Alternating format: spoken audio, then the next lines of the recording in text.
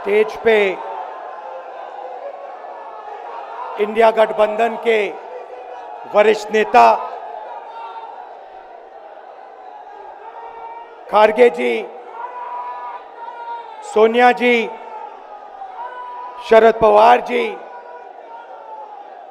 भगवंत मान जी, चंपा सोरेन जी, अखिलेश यादव जी, तेजस्वी यादव जी, सीताराम येचुरी जी, फारूक अब्दुल्ला जी, डी राजा जी, भट्टाचार्य जी, महबूबा मुफ्ती जी, Derek O'Brien जी, कल्पना सोरेन जी, त्रिची सिल्वा जी, सुनीता केजरीवाल जी, देवराजा जी, तिरुतोल जी, खुरुम अनिस उमर जी,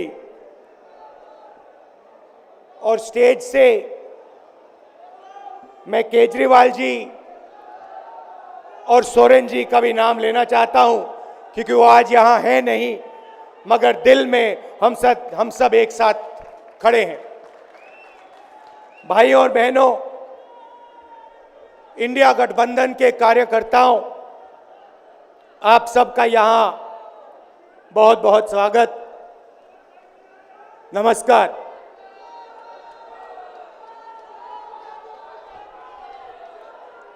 आजकल IPL के मैच चल रहे हैं, देखते हो आप लोग। मैच फिक्सिंग शब्द सुना है आपने? सुना है? जब बेईमानी से एम्पायर पर दबाव डालकर प्लेयर को खरीदकर कैप्टन को डराकर मैच जीता जाता है। क्रिकेट में उसको मैच फिक्सिंग कहा जाता है।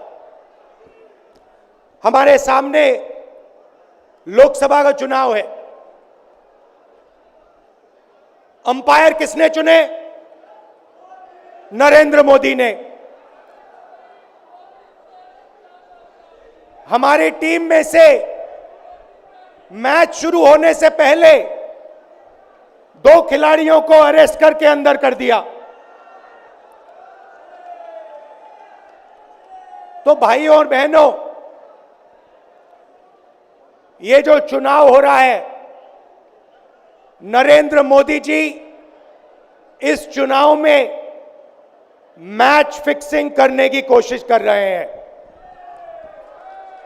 ये जो उनका 400 सीट का नारा है, ये बिना ईवीएम के, बिना मैच फिक्सिंग के, बिना सोशल मीडिया और प्रेस पर दबाव डालकर खरीदकर, ये 180 पार नहीं होने जा रहा है। सब मिलाकर आप देखिए, कांग्रेस पार्टी विपक्ष की सबसे बड़ी पार्टी है। हमारे सारे के सारे बैंक अकाउंट बंद कर दिए गए हैं। चुनाव के बीच में देश की सबसे बड़ी ऑपोजिशन की पार्टी के सारे अकाउंट बंद कर दिए। हमें कैंपेन चलाना है, हमें लोगों को प्रदेशों में भेजना है, पोस्टर लगवाने हैं। सारा का सारा जो हमारे रिसोर्सेज हैं, बैंक अकाउंट बंद कर दिए गए। तो ये कैसा चुनाव हो रहा है? नेताओं को धमकाया जाता है, पैसे देकर सरकारों को गिराया जाता है, नेताओं को जेल में डाला जाता है। केजरीवाल जी को, सोरेन जी को ये पूरी की पूरी मैच फिक्सिंग करने की कोशिश की जा रही है। और ये मैच फिक्सिंग सिर्फ नरेंद्र मोदी नहीं कर रहे हैं। ये मैच फिक्सिंग नरेंद्र मोदी और हिंदुस्तान के 3-4 सबसे बड़े अरबपति मिलकर कर रहे हैं। यह सच्चाई है। और यह मैच फिक्सिंग क्यों हो रही है? भाई और बहनों, इसका सिर्फ एक लक्ष्य है कि हिंदुस्तान का संविधान, जिसने इस देश के गरीब लोगों को भविष्य दिया, सपने देखने का हक दिया, उस संविधान को हिंदुस्तान के गरीब जनता से के हाथ से छीनने के लिए यह मैच फिक्सिंग की जा रही है। और मैं आपको बताना चाहता हूं कि जिस दिन यह संविधान खत्म हो गया, उस दिन यह हिंदुस्तान नहीं बचेगा। इसको पुलिस से, धमकी से नहीं चलाया जा सकता है। यह जो संविधान है, हिंदुस्तान की जनता की आवाज है, हिंदुस्तान के दिल की धड़कन है। इसको जिस दिन खत्म कर दिया गया, उस दिन यहां पे हिंदुस्तान नहीं बचेगा। अलग अलग स्टेट हो जाएंगे, हिंदुस्तान नहीं बचेगा। यही इनका लक्ष्य है। ये सोचते हैं कि संविधान के बिना धमकाकर, डराकर police, CBI, ED, income tax department के साथ देश चलाया जा सकता है। ये सोचते हैं मीडिया के बिना देश चलाया जा सकता है। आप मीडिया को खरीद सकते हो, आप मीडिया को दबा सकते हो, आप मीडिया के रिपोर्टर्स का मुंह बंद कर सकते हो, मगर आप हिंदुस्तान की आवाज को नहीं दबा सकते हो। इस आवाज को कोई नहीं दबा सकता। दुनिया में कोई ताकत नहीं है जो इस आवाज को दबा सकती है। भाइयों और बहनों, बीजेपी के एमपी ने कहा कि जैसे ही हम चुनाव जीतेंगे, मैच फिक्स करके 400 सीटें जीतेंगे, वैसे ही हम संविधान को बदल देंगे, संविधान को रद्द कर देंगे। ये ऐसे ही नहीं बोला गया। ये टेस्ट करने के लिए, आइडिया टेस्ट करने के लिए बीजेपी के एमपी ने बोला है। यह लड़ाई संविधान को बचाने की लड़ाई है। जैसे अखिलेश जी ने कहा, संविधान चला जाएगा, गरीबों के हक चले जाएंगे, आरक्षण चला जाएगा, और जो आपका धन है, गरीबों का धन है, किसानों का धन है, मजदूरों का धन है, वो 5-6 लोगों के हाथ में चला जाएगा। नोटबंदी की, जीएसटी लागू किया। मुझे बताइए, जीएसटी से, नोटबंदी से किस गरीब व्यक्ति को फायदा हुआ? किस छोटे दुकानदार को फायदा हुआ? किस किसान को फायदा हुआ? किस बेरोजगार युवा को फायदा हुआ? किसी को नहीं। 40 साल से सबसे ज्यादा बेरोजगारी हिंदुस्तान में आज है। 1% लोगों के पास हिंदुस्तान का पूरा धन, 22 लोग हैं। जितना धन उतने उनके हाथ में है, उतना ही धन 70 करोड़ लोगों के हाथ में है। ये संविधान को क्यों मिटाना चाहते हैं? क्योंकि आपका धन जो है आपसे छीनना चाहते हैं।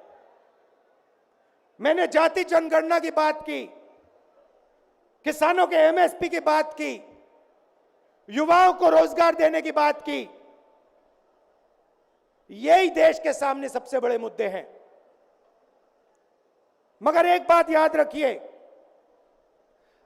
अगर आप लोगों ने पूरे दम से वोट नहीं दिया तो इनकी मैच फिक्सिंग कामयाब हो जाएगी। यह आप भूलिए मत। और जिस दिन मैच फिक्सिंग कामयाब हो गई, उस दिन आपका संविधान, हमारा संविधान खत्म हो जाएगा। जिस दिन संविधान खत्म हो गया, उस दिन हिंदुस्तान के दिल पर एक बहुत बड़ी चोट लगेगी। तो ये जो चुनाव है, ये चुनाव कोई मामूली चुनाव नहीं है। ये चुनाव हिंदुस्तान को बचाने का, संविधान को बचाने का, और जो गरीबों का हक है, किसानों का हक है, पिछड़े वर्गों का, दलितों का, आदिवासियों का,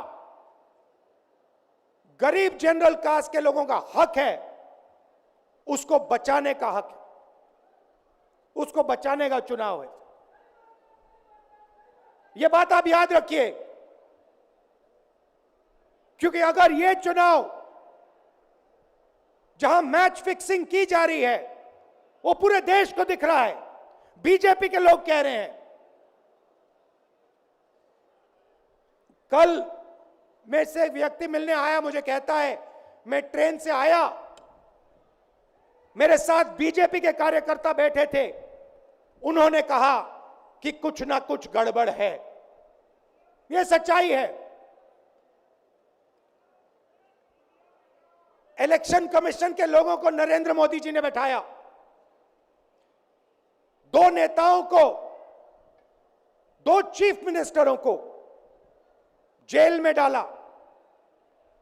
चुनाव से कुछ ही महीने पहले अगर डालना था तो 6 महीने बाद डाल देते, 6 महीने पहले डाल देते। नहीं, चुनाव से 2-3 महीने पहले 2 चीफ मिनिस्टर को डालना था। आपने हमारे बैंक अकाउंट बंद किए। बैंक अकाउंट बंद करने थे, 6 महीने पहले करते, 1 साल पहले करते, 6 महीने बाद करते, कोई फर्क नहीं पड़ता।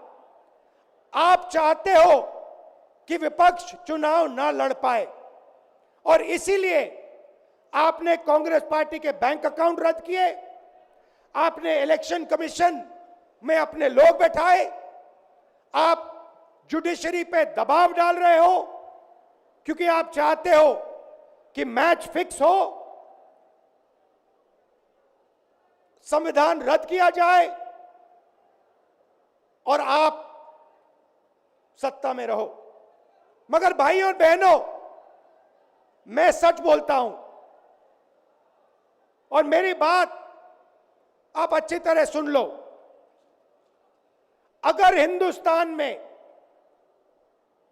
मैच फिक्सिंग का चुनाव बीजेपी जीते और उसके बाद संविधान को उन्होंने बदला,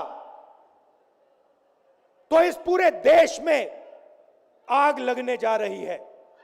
जो मैंने कहा याद रखो, यह देश नहीं बचेगा।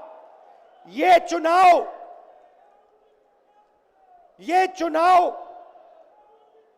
वोट वाला चुनाव नहीं है। यह चुनाव हिंदुस्तान को बचाने वाला चुनाव है, संविधान की रक्षा वाला चुनाव है। धन्यवाद। जय हिंद।